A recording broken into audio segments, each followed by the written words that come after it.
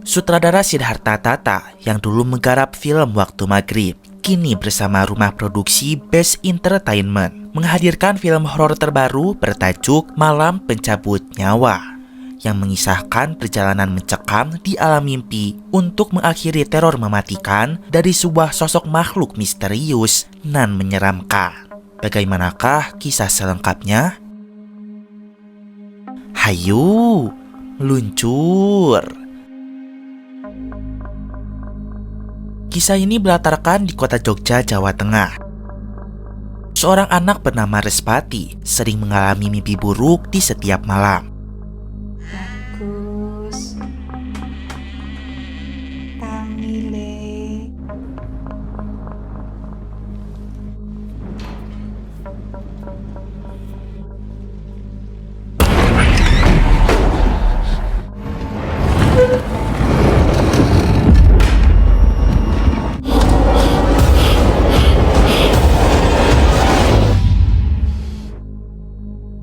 Ia selalu teringat dengan kematian kedua orang tuanya yang dibunuh secara keji oleh perampok di tengah jalan. Kenapa kamu gak mati bersama mereka? Setelah kedua orang tuanya meninggal, kini Respati tinggal berdua bersama eyangnya bernama Sugiman. Di hari itu sebelum berangkat sekolah, ia sempat melihat sebuah berita di televisi tentang kasus kematian misterius yang dialami oleh beberapa orang akhir-akhir ini. Mereka ditemukan mati mengenaskan dalam keadaan sedang tertidur. Saat berada di angkutan umum, Respati merasa badannya sangat lelah. Itu disebabkan tidurnya yang tak nyenyak akibat sering mimpi buruk. Respati mencoba tidur sejenak di dalam bus tersebut, tetapi tak lama ia mendapatkan mimpi buruk, di mana ia melihat kedua orang tuanya meminta pertolongan.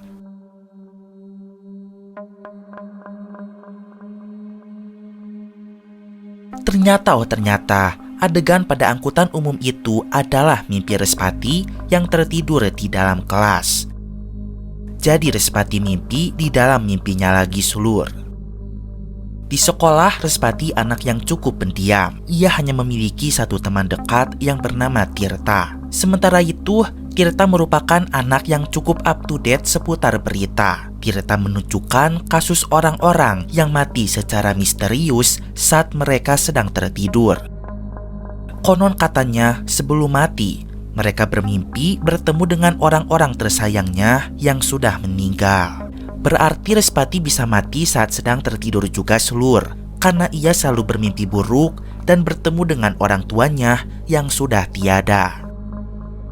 Kemudian guru datang ke kelas, lalu memperkenalkan seorang murid baru pindahan dari Jakarta. Namanya adalah Wulan. Namaku Wulan. Salam kenal. Wulan merupakan seseorang yang sangat pendiam. Kabarnya ia dikeluarkan dari sekolah lamanya karena sering mengalami kesurupan sehingga mengganggu proses belajar mengajar. Sepulangnya sekolah, Respati ditelepon oleh eyangnya untuk segera datang ke rumah sakit karena mereka harus bertemu dengan Dokter Lesmana, psikiater kenalan mereka. Dokter melihat tak ada yang berubah dari sikap Respati. Ia masih sering merasa gelisah setiap saat. Respati juga mengaku masih sering bermimpi buruk. Namun Respati tak bisa bercerita terlalu banyak karena merasa dirinya belum sanggup sulur. Lalu Dokter Lesmana meresepkan obat yang harus Respati minum. Sepulangnya dari rumah sakit, eyang memberitahu Respati jika mulai hari ini ada seseorang yang akan bantu bersih-bersih rumah. Namanya adalah Abdul, yang berasal dari kampung yang sama seperti eyang. Lalu eyang memberi Respati sebuah minyak urut. Eyang menyarankan gunakan minyak itu jika obat dari Dokter Lesmana tidaklah manjur, supaya Respati dapat tidur dengan nyenyak. Malam hari pun tiba. Namun seperti biasa, insomnianya kambuh, membuatnya tak dapat tidur.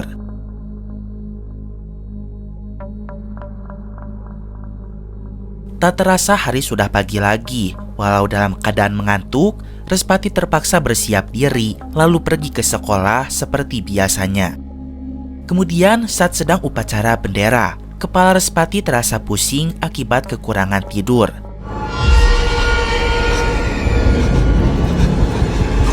Kemudian tanpa sengaja Respati ketiduran dalam keadaan berdiri. Namun saat terlelap tidur, ia pun malah mendapatkan mimpi buruk, di mana orang tuanya selalu mendatangi dirinya. Respati sangat ketakutan, namun ia tak dapat melakukan apa-apa. Lalu datanglah seseorang yang memegang tangannya dari arah samping. Ternyata itu adalah Wulan. Ia menyuruh Respati untuk tetap tenang.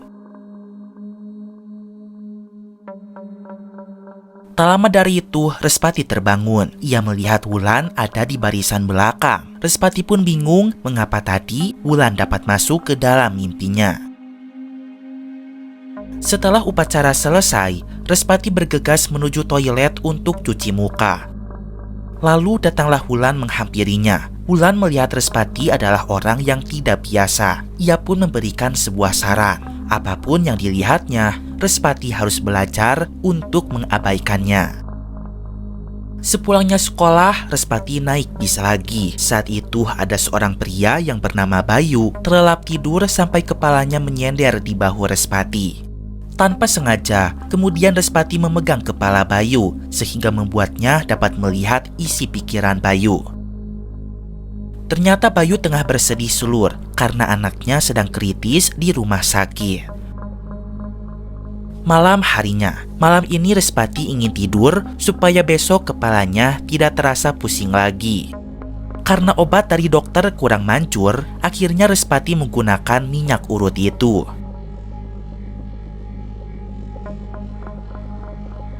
Akhirnya Respati pun dapat tertidur sulur. Namun tak lama, sesuatu hal aneh terjadi. Untuk yang pertama kalinya, Respati terbangun dan sudah ada di alam mimpi.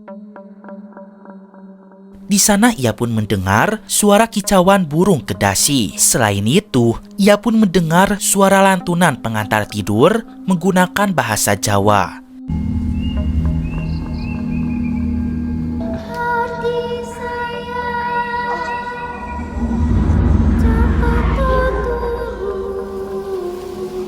Di sana Respati melihat Bayu, sosok pria di dalam bis tadi tertanam di sebuah pohon besar. Lalu di sana ia pun bertemu dengan nenek tua. Nenek itu bertanya mengapa Respati ada di sini. Respati disuruh segera pergi karena di sini berbahaya. Lalu kemudian nenek itu pun memberikan cara untuk keluar dari alam mimpi, yaitu tusuk diri sendiri, lalu mereka akan terbangun. Kemudian Respati melihat Bayu terlepas dari jeratan akar pohon. Ia pun menghampiri suara anaknya yang mengajak Bayu untuk masuk ke sebuah pintu cahaya.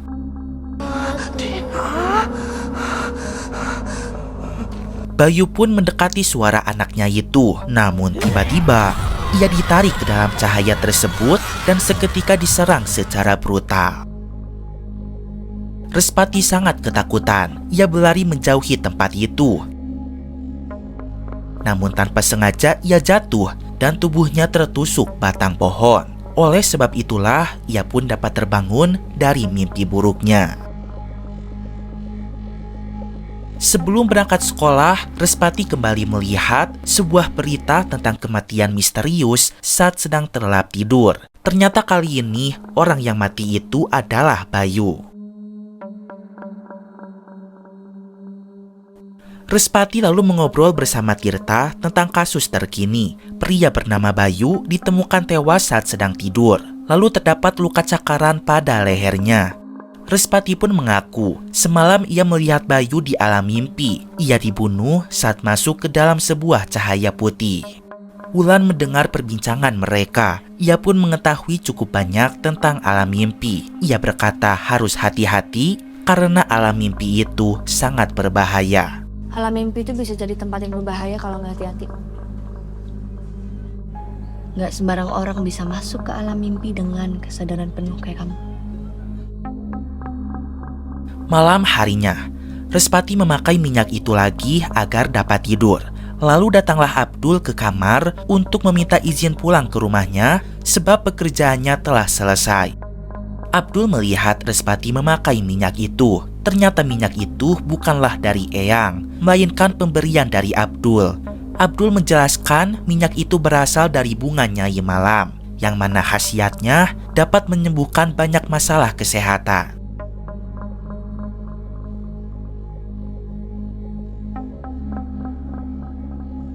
Respati kemudian terlelap tidur, namun lagi-lagi ia pindah ke alam mimpi. Di saat itu Respati melihat sosok nenek-nenek terkubur di bawah pohon. Kemudian ada keluarga dari nenek itu yang telah meninggal. Ia mengajak sang nenek untuk masuk ke pintu cahaya.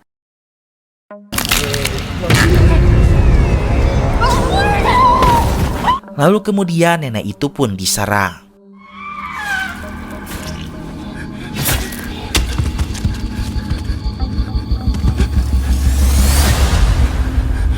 Kemudian Respati melihat sosok perempuan menyeramkan keluar dari pintu cahaya itu. Ia lalu berlari karena merasa sangat ketakutan. Respati kemudian ditarik oleh seseorang yang bersembunyi di balik batu. Ternyata itu adalah wanita tua yang saat kemarin ada di alam mimpi juga. Nenek tersebut mengatakan perempuan seram itu bernama Nyai Malam. Ia adalah penunggu alam mimpi. Ternyata selama ini nenek sedang berusaha untuk melenyapkan Nyai Malam supaya tidak ada lagi korban-korban yang mati di alam mimpi. Namun nenek sadar ia tak dapat melakukan itu. Nenek percaya Respati dapat melakukannya karena Respati adalah orang yang terpilih.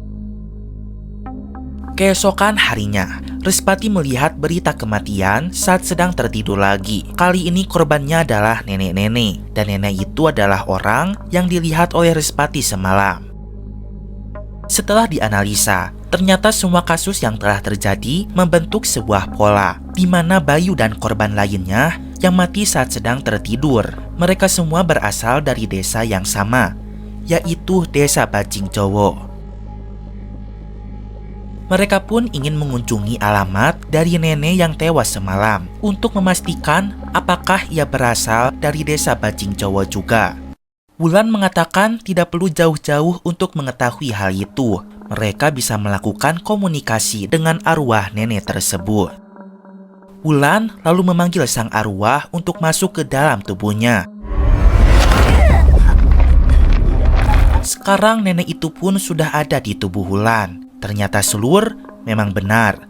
Nenek itu pun aslinya orang Desa Bajing Jowo. Nenek berkata, eyangnya Respati yaitu Mbah Sugiman adalah orang Desa Bajing Jowo juga. Teror Nyai Malam itu akan menghantui semua warga desa itu, termasuk eyang dan juga Respati yang merupakan keturunannya. Mereka harus segera mengakhiri Nyai Malam. Caranya adalah temui seseorang bernama Mustika, karena hanya dia yang tahu caranya untuk melenyapkan Nyai Malam. Ia berada di pinggir kali di ujung paling barat dan rumahnya bau kembang malam.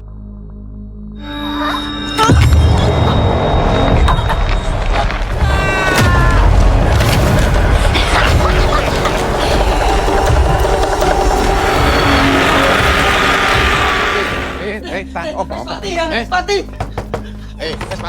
Pariki giliran. Rasa goleki. Pariki kowe sing tak parani.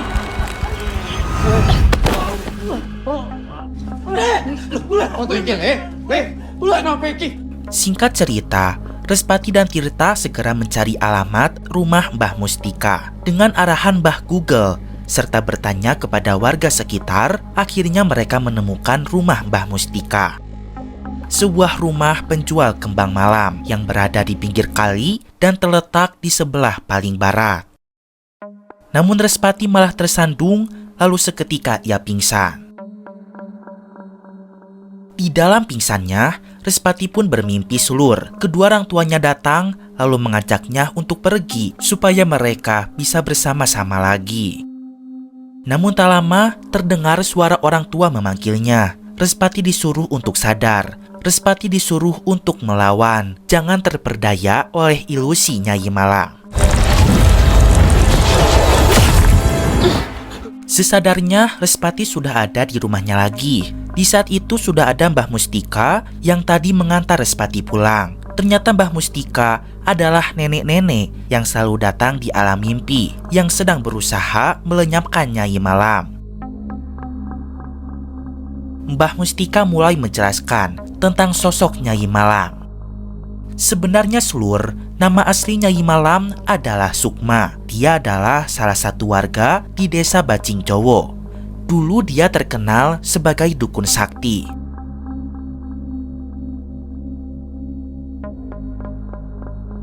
Semua warga desa Bajing Jowo menganggap diri mereka sebagai keturunan Nyai Gadung Melati, sosok penjaga gunung Merapi. Karena memang desa Bajing Jowo letaknya sangat dekat dengan Gunung Merapi. Tetapi Sukma itu sangat yakin Slur jika dia adalah titisan Nyai Gadung Melati yang paling tinggi kastanya daripada warga yang lain. Sehingga ia ingin menguasai desa itu lalu mempelajari ilmu hitam. Namun sayangnya ilmu yang telah Sukma pelajari butuh banyak tumbal, sehingga Sukma kerap membunuh orang-orang yang datang berobat kepadanya. Nahas kekejian Sukma pun diketahui oleh warga desa. Kemudian Sukma diarak, dihakimi secara massal. Sukma berujung dipasung lalu dikurung di sebuah gubuk tua.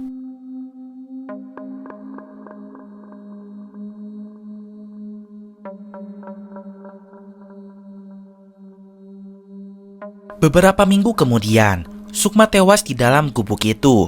Sukma memiliki satu anak angkat yang selalu membantunya. Anak itu tampak bersedih saat Sukma meninggal dunia. Tidak ada satupun warga yang sudi mengurus mayat Sukma untuk dikuburkan, sehingga mayat Sukma dibiarkan membusuk di dalam gubuk itu. Namun, beberapa minggu kemudian, mayat Sukma seketika menghilang secara misterius dan entah pergi kemana.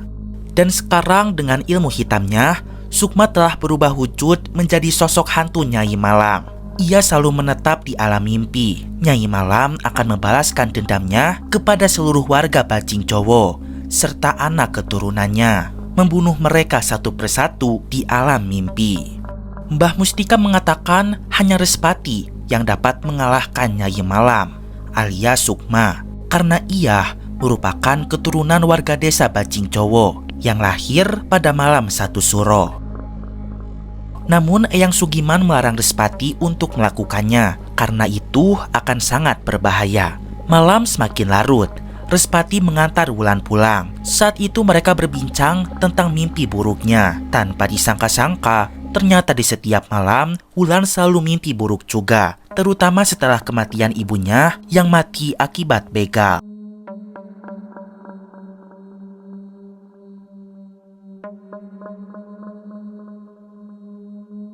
Keesokan harinya, Respati berpikir jika Nyai Malam itu harus segera dimusnahkan agar tidak ada korban berjatuhan lagi. Diam-diam, tanpa sepengetahuan Eyang, Respati pergi ke rumah Mbah Mustika bersama dengan Tirta dan juga Wulan. Mbah pun memberitahu cara bagaimana melenyapkan sosok mengerikan di alam mimpi itu.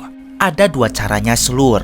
Yang pertama, Respati harus memenggal kepala Nyai Malam di dunia mimpi. Namun Respati sendiri belum bisa mengendalikan kekuatannya di alam mimpi. Maka dari itulah Mbah Mustika memberikan cara yang kedua, yaitu membakar mayat Sukma yang masih ada di dunia. Namun masalahnya mereka semua tidak ada yang tahu di mana mayat Sukma berada.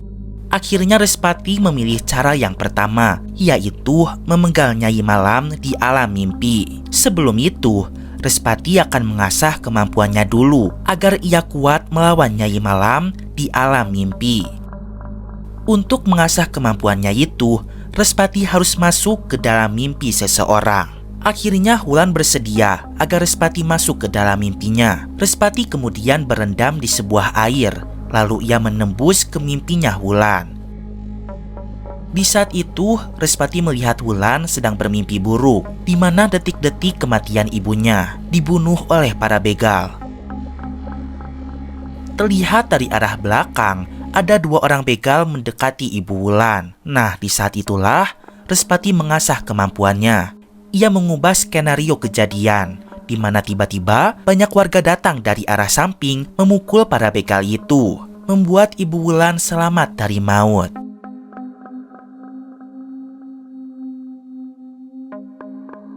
Setelah itu, mereka pun terbangun.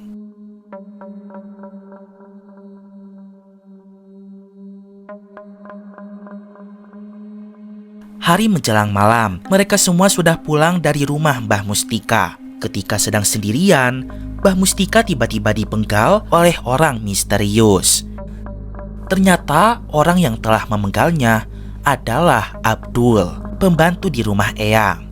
Abdul tidak ingin Mbah Mustika membantu Respati untuk melenyapkan Nyai Malam alias Sukma. Ternyata juga Abdul adalah anak angkat Sukma. Anak kecil laki-laki yang saat dulu menangisi kematian Sukma, ternyata itu adalah Abdul. Ternyata ketika warga desa tidak ada yang mau menguburkan Sukma, saat itulah ilmu hitam yang selama ini Sukma pelajari mulai bereaksi, di mana mayat Sukma seketika mengecil. Sebab itulah Abdul dapat membawanya. Lalu Abdul meletakkan jenazah Sukma di tempat rahasianya. Abdul akan membalas semua perbuatan warga desa yang telah membuat ibunya meninggal. Ia pun meletakkan buhul, sebuah santet atau teluh, di setiap bawah kasur para warga desa. Sebab itulah orang-orang yang terkena pengaruh buhul, mereka akan masuk ke alam mimpi di setiap tidurnya Sulur. Lalu sebenarnya mereka mati tidak langsung dibunuh oleh Sukma, melainkan dicekik oleh Abdul. Keesokan harinya, Tirta membaca sebuah berita apabila Mbah Mustika telah tewas dipenggal oleh seseorang. Tirta yakin Mbah Mustika tidak dibunuh oleh Nyai Malam, tetapi ada seseorang yang sengaja membunuhnya. Sementara itu di kelas, Wulan tiba-tiba kesurupan. Sepertinya sosok Nyai Malam yang telah merasukinya. Wulan bernyanyi dengan menyeramkan. Lagu itu pun sering Respati dengar ketika di alam mimpi.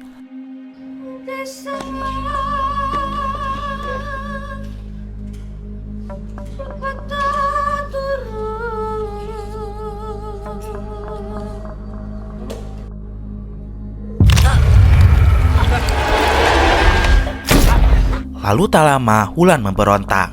Ia menyerang Respati dan ingin membunuhnya. Semua orang di dalam kelas berusaha menahan Wulan, tapi nahas mereka malah digigit sampai kulitnya terlepas.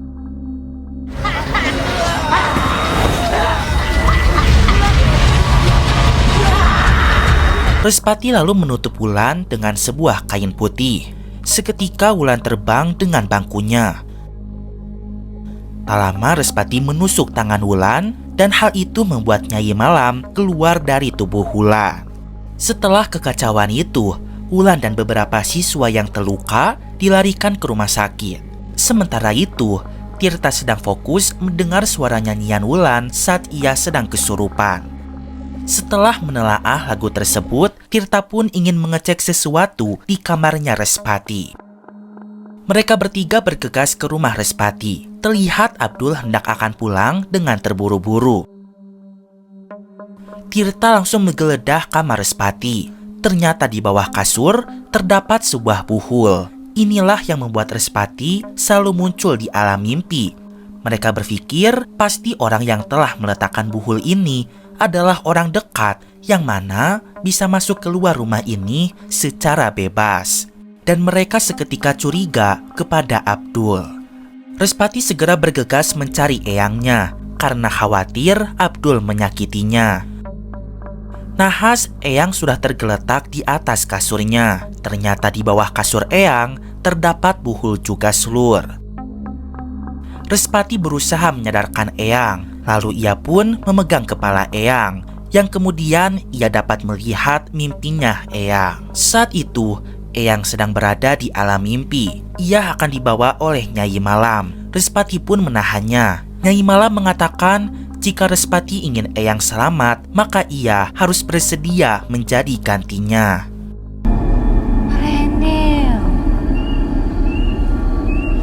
Beruntung kemarin Respati sempat berguru kepada Mbah Mustika, sehingga sekarang ia mampu menggunakan kekuatannya dengan baik di alam mimpi. Respati pun mengendalikan akar-akar pohon agar mengikat kaki tangan Nyai Malam.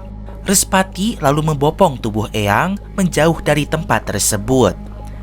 Nahas Nyai Malam dapat terbebas lalu mengejar Respati.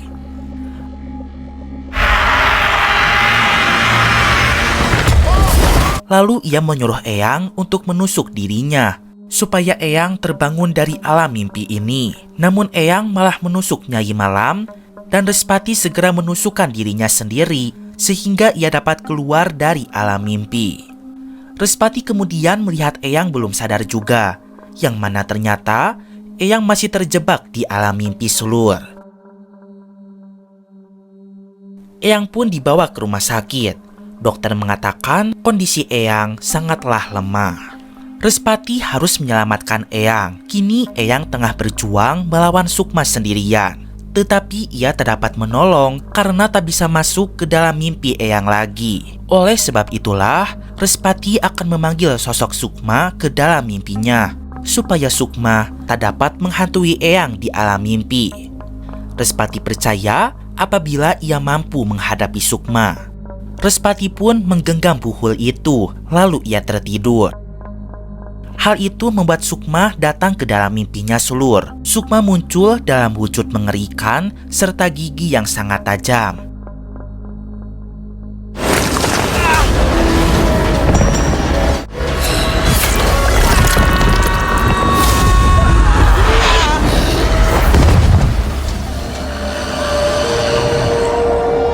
Mereka pun berduel di sana.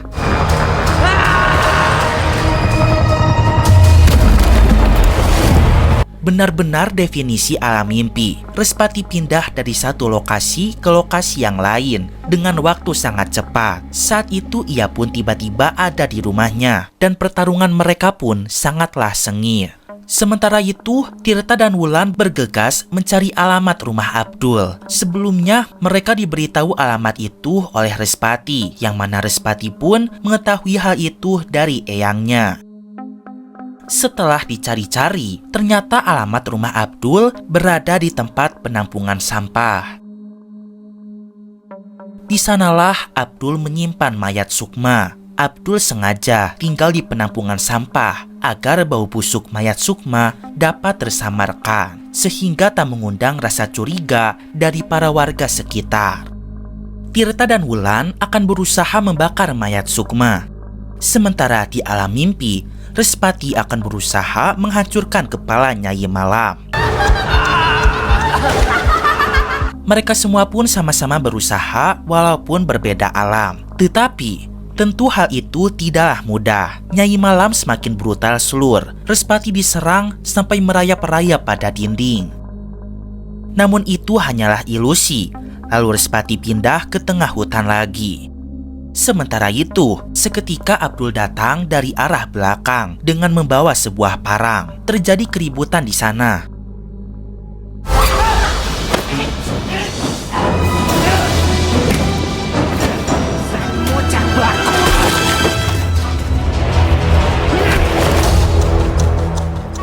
Namun Tirta sangat geram. Ia pun seperti kesetanan, lalu menyerang Abdul secara ugal-ugalan.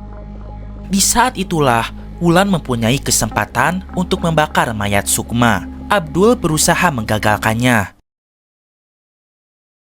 Namun kaki Abdul ditahan oleh Tirta.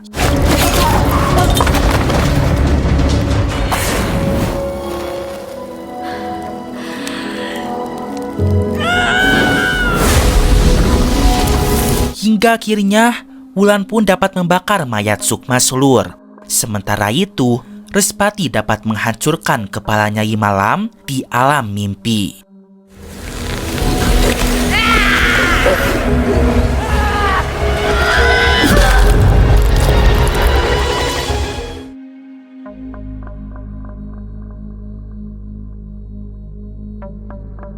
Respati kemudian melihat eyangnya berhasil terlepas dari jeratan akar pohon yang telah mencengkramnya. Setelah itu, akhirnya Respati sadar dan terbangun dari alam mimpi. Sejak saat itu, teror Nyai Malam ataupun teror Sukma telah menghilang Sulur. Respati pun sembuh dari insomnianya dan kini ia dapat tidur dengan nyenyak. Sementara itu, Abdul ditangkap oleh polisi karena merupakan pelaku yang telah memenggal Mbah Mustika. Respati dan Wulan pun tanpa disangka menyukai satu sama lain sehingga mereka berujung menjalin cinta. Kini Respati tidak pernah mimpi buruk lagi. Orang tuanya hadir tidak dalam wujud menyeramkan lagi, tetapi kali ini mimpinya tentang masa kecil Respati dengan kedua orang tuanya yang penuh dengan kebahagiaan. Dan film pun berakhir.